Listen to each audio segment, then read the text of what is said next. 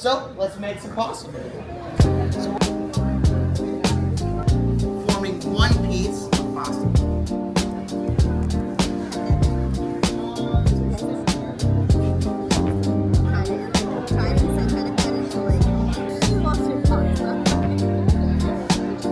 Oh, like this? Starch is going to help make sure that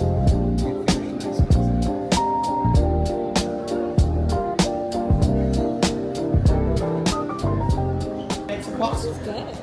So we're going to start by pouring out about 95% of my semolina flour onto the table. And I always save a little bit, just add it as I go, because you can always add more flour, taking it away is a little harder. I'm going to make a little well right here. And we are going to add our water.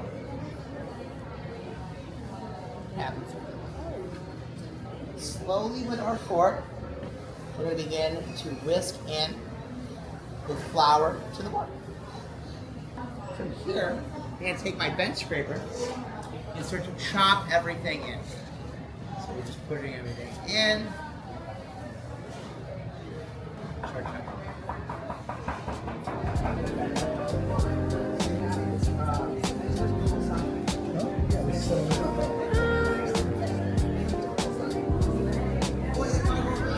Chop the dough until it reaches this stage, where it's kind of forming a dough, but it's still going a little bit everywhere. This is when we're going to use our hands. Initially, we're just going to be pushing everything together like that. Forming one piece of pasta.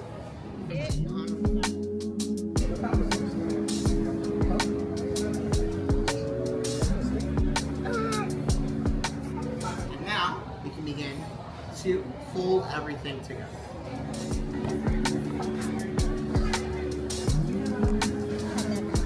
Oh my goodness. Okay. So what am I looking for in a done pasta dough? 3 things. Visually, it looks like dough. Check. That's easy. 2, it doesn't stick to my hand. Good. 3, I can push it and it will lightly spring back to me. That means you have put up enough gluten in the dough for it to be pasta. I think I have one, but I'm not ready. But I'm not ready. We're going to start by working it like that in our hands, onto the table or the bench. Start rolling it out here. Every time I'm sort of pushing my fingers out there, just trying to make it a little bit longer. There we go. I'd say the ones you ate were probably close to about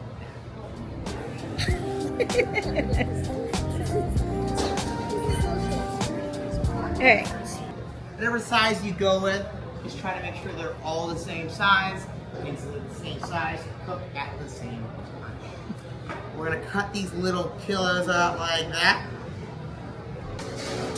Trying to cut into like equal size.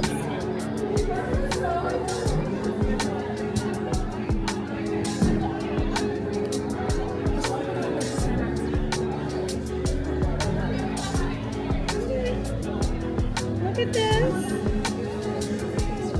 Okay? So, our grooves are gonna help give it a little more surface area, a little more flair. Like that. Same principle. We're rolling that pasta over, letting it come up. Once you get good, you can start to go different shapes. That. If it's a little difficult, it's fine. Just take your pasta, your bench scraper, and pull it down like that.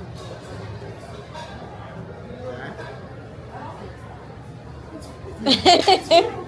If you guys get really good at it, you guys can take the back of the board like that, pull it back like that, put it over your hand, your finger, as a bracket, your pasta.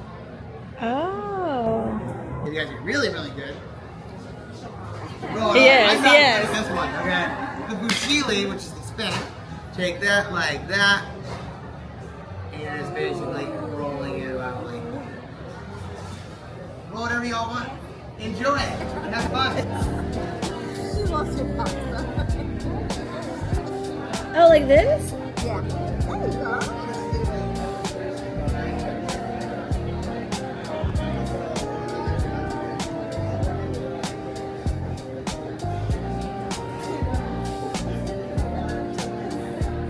Okay. The dough is resting. We are going to go over a quick, simple tomato sauce or a pasta sauce right here. All I did to get to that is take some onions and shallots, sweat them down, cook them in oil for like 7 minutes, and add a bottle of passata sauce and some water. It's called passata. It's just tomato puree. You can use any tomato puree. I added a little bit of parsley leaves and basil to the mix, and I let that cook down. I'd say about an hour, hour and a half, something like that. And we have, this is your final product. I'm going to add my pasta to the water. I'm going to add it in all at once. The most important thing I can do now is I can agitate it. So once you agitate the pasta, it becomes less stuck to the pasta. So I have this pasta water right here. As you can see, it ain't clear. That's because it has a ton of starch in it. Why is starch important? Starch is going to help make sure that whatever sauce you put on adheres to the pasta. Whenever I'm using pasta water, I really like to put it in, the water in the sauce before the pasta ever gets there. This is because I want to give that water and that starch a chance to evaporate. We don't want a watery sauce, but we do want a starchy sauce. Here, let's talk about our herbs. I have basil and parsley. And why am I not adding them to the pot? Because when you cook things, they tend to lose their flavor. So I'm going to use the heat from this at the end to perfume. The heat from this will cause the oils to come out of the basil and the parsley. But if you put it back on, you lose most of that flavor. So we're going to take this right here. Going to go right in there.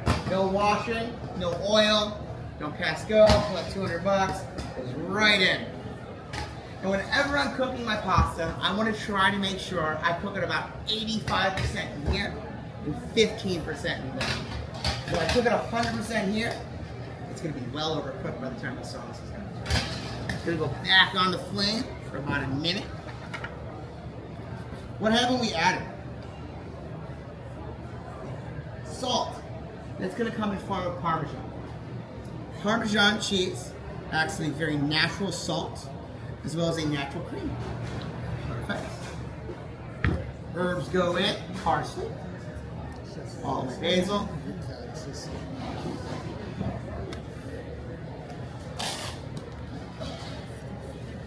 Parmesan.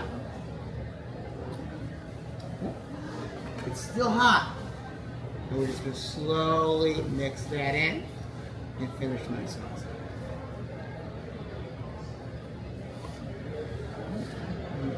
Smell that. Another thing I'm looking for, especially when it comes to a reduction in the sauce, is that I can pull this. See how it stays split? Mm-hmm. That's what I'm looking for as a reduction. Stay split. That means it's not watery. Perfect. You guys hungry? Yes.